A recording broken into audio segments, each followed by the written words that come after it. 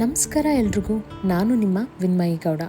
ನಾನು ಈ ವಿಡಿಯೋದಲ್ಲಿ ಶಿವರಾತ್ರಿಯ ಮಹತ್ವ ಮತ್ತು ಆಚರಣೆ ಮತ್ತು ಪುರಾಣದ ಹಿನ್ನೆಲೆಯನ್ನು ಈ ವಿಡಿಯೋದಲ್ಲಿ ನಾನು ತಿಳಿಸ್ಕೊಡ್ತಿದ್ದೀನಿ. ಶಿವರಾತ್ರಿಯ ಬಗ್ಗೆ ಅನೇಕ ಪುರಾಣದ ಕಥೆಗಳಿದ್ದಾವೆ.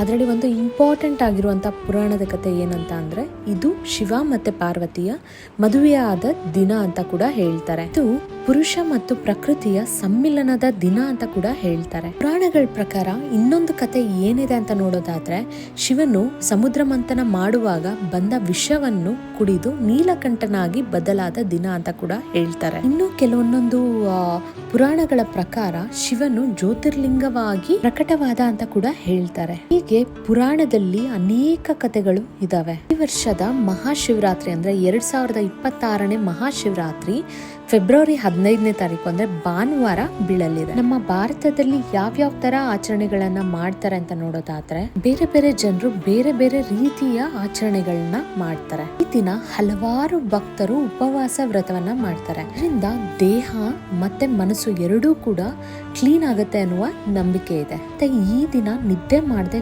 ಜಾಗರಣೆಯನ್ನ ಮಾಡ್ತಾರೆ. ಈ ದಿನ ರಾತ್ರಿ ಶಿವನ ಪೂಜೆ, ಧ್ಯಾನ ಮತ್ತೆ ಮಂತ್ರ ಪಠನೆಯನ್ನ ಮಾಡ್ತಾರೆ. ಮತ್ತೆ ಶಿವಲಿಂಗಕ್ಕೆ ಪಂಚಾಮೃತದಿಂದ ಅಭಿಷೇಕವನ್ನ ಮಾಡಿ ಪೂಜೆಯನ್ನ ಮಾಡಿ ಬಿಲ್ವ ಪತ್ರೆಯನ್ನ ಅರ್ಪಿಸ್ತಾರೆ. ಶಿವಲಿಂಗಕ್ಕೆ ಅಂದ್ರೆ ಪಂಚಾಮೃತದಲ್ಲಿ ಅಭಿಷೇಕವನ್ನ ಮಾಡಿದ್ರೆ ತುಂಬಾ ಒಳ್ಳೆಯದು. ಪಂಚಾಮೃತ ಅಂತ ಅಂದ್ರೆ ಏನು ಅಂತ ನೋಡೋದಾದ್ರೆ, ಸಕ್ಕರೆ, ಹಾಲು, ತುಪ್ಪ, ಮೊಸರು ಹಾಗೂ ಜೇನುತುಪ್ಪ. ಶಿವನಿಗೆ ಪ್ರಿಯವಾದ ಬಿಲ್ವ ಪತ್ರೆಯನ್ನ ಅರ್ಪಿಸಿದ್ರೆ ಜನ್ಮ ಜನ್ಮಗಳ ಪಾಪಗಳು ಕೂಡ ನಿವಾರಣೆ ಆಗುತ್ತೆ ಅನ್ನುವ ನಂಬಿಕೆ ಇದೆ.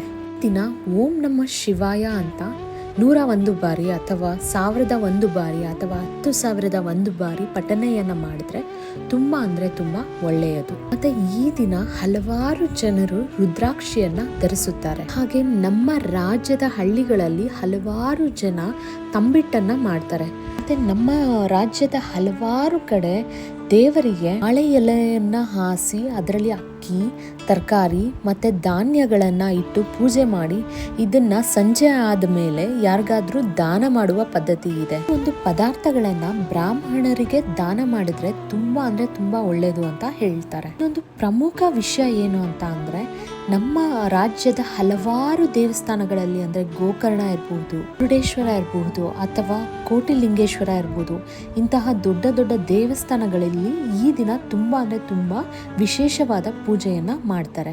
ದಿನ ಶಿವನ ದರ್ಶನವನ್ನ ಮಾಡಿದ್ರೆ ನಮ್ಗೆ ಕಷ್ಟಗಳು ಏನಿದ್ರು ಕೂಡ ಅದು ಪರಿಹಾರ ಆಗತ್ತೆ ಅನ್ನುವ ನಂಬಿಕೆ ಕೂಡ ಹಲವಾರು ಜನರಲ್ಲಿ ಇದೆ. ನಮ್ಮ ರಾಜ್ಯದ ಹಲವಾರು ಕಡೆ ವೀರಗಾಸೆಯನ್ನ ಮಾಡ್ತಾರೆ. ಇದು ಶಿವನ ಅವತಾರವಾದ ವೀರಭದ್ರನ ಜನಪದ ನೃತ್ಯವಾಗಿ ಆಗಿದೆ. ಇಲ್ಲೂ ಕೂಡ ಹಲವಾರು ಹಳ್ಳಿಗಳಲ್ಲಿ ಈ ನೃತ್ಯವನ್ನ ಶಿವರಾತ್ರಿಯ ದಿನ ಮಾಡ್ತಾರೆ.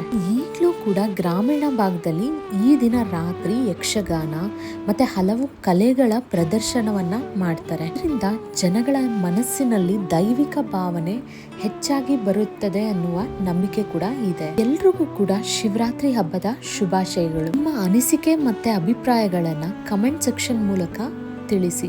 ಮತ್ತು ಈ ವಿಡಿಯೋ ನಿಮಗೆ ಇಷ್ಟ ಆಗಿದ್ರೆ ನನ್ನ ಯೂಟ್ಯೂಬ್ ಚಾನೆಲನ್ನು ಸಬ್ಸ್ಕ್ರೈಬ್ ಮಾಡಿ, ಲೈಕ್ ಮಾಡಿ, ಶೇರ್ ಮಾಡಿ. ಧನ್ಯವಾದಗಳು.